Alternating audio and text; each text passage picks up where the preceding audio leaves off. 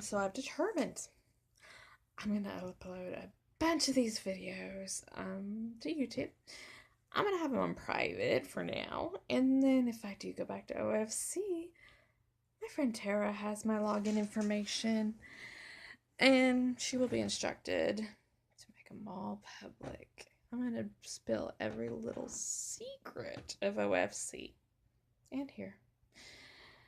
Above all, let's start with the story. The true story.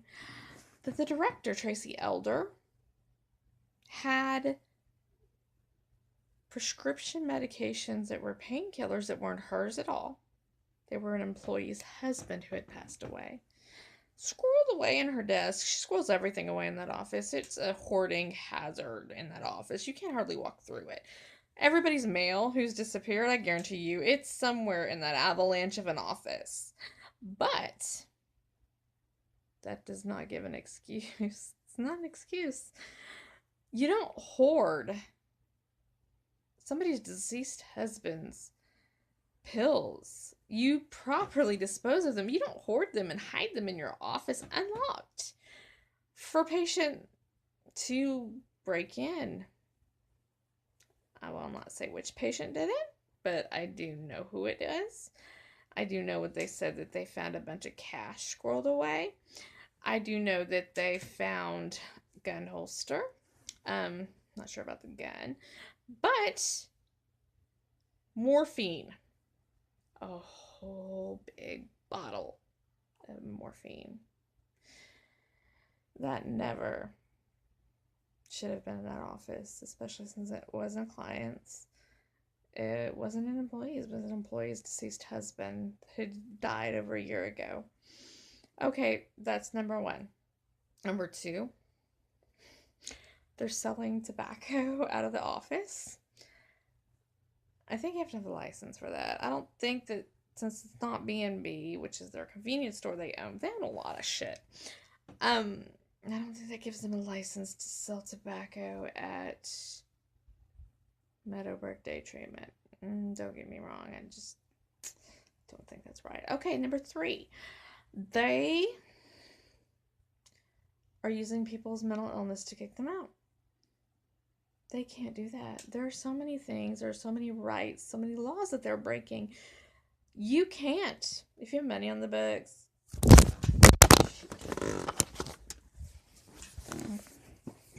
I dropped my camera. Anyway. If you have money on the books, or if you do smoke and you want your cigarettes, you have to go to their day treatment program, which they get paid for. They don't get paid for us if we're not up there. And it's probably quite a sizable amount.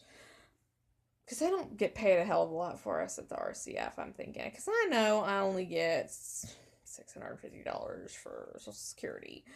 And by the time I take that Medicare Part B, what the freaking heck ever, $200 a month. It's like $450. So that's not nothing. I'm best guessing from DHS, probably get about $300 in food stamps for me. Probably the $40 that I would have gotten through DHS in cash so I could get my prescriptions and stuff. They get that. I get $27 a month. I don't get to eat a lot of the food that they get my food stamps for. I don't get to eat a lot of the commodities that they would get for me. So I guess granted overall. And plus I don't have a lot of medication. No psychiatric medication other than I have an anti-anxiety that I take PRN. Everything's migraines, and it's not that much. There's some people here that are about 30 pills, but me, it's maybe 10. And it's all migraine prevention, or water retention, or back pain. Or just my anxiety. I do have a PRN for that. But that's not enough to cover this. I buy my own hygienes because I'm allergic to a lot of the crap they buy. They spend maybe $5 a month per patient on hygienes. Other boarding homes, residential care facilities give $50 for each resident, so they can buy their hygienes and everything else. So technically, we're 31. Where's the other $19? 32. 32, maybe. We only get 2 razors for an entire month. And they're those cheap, freaking razors that you can't use more than once or twice. So, and I know at OFC we got 2 of them each time we shaved. We could shave twice a week. That's 4 per week. So that's 16 a month. 2 a month.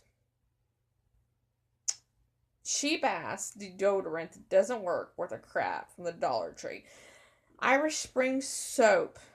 That's 2 for $1 at the Dollar Tree. Pepsodent toothpaste is $1. VO5 shampoo, which I'm allergic to. I'm allergic to a lot of stuff. No conditioner, no lotion, nothing. No face wash, no nothing. I want my $50. I buy my own goddamn hygienes. I buy my own laundry detergent because I'm allergic to a lot of them, and I'm not gonna go through the hell I went through at OFC breaking out from their detergents. I had to go on steroids. Me and steroids don't mix. So, this is a money-making scheme, period. That's all it is. We're cattle. We are cattle. And they will cut anything they can cut just to make the extra penny. Enough is enough. Somebody needs to investigate these places. End of story. Sorry. I'm sorry. This is ridiculous. Okay, so that's that part. Also, the mail. You can also, if you don't go to their stupid ass group, if you're sick, which I had an abscess, you don't go to their group, you don't get your mail. You don't go all day till 3:45. You don't get your mail. You don't get your money. You don't get your cigarettes if you smoke. You don't get diddly squat shit. If you miss one day out of the week, you don't even get to go to the store. One day. If you're running a temperature, if you're sicker than a dog, if you have an abscess to where your whole jaw feels like it's on fire, you don't get to go to the store. You miss out.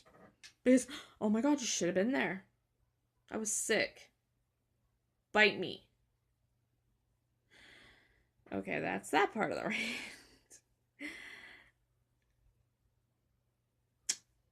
These people don't know they have rights.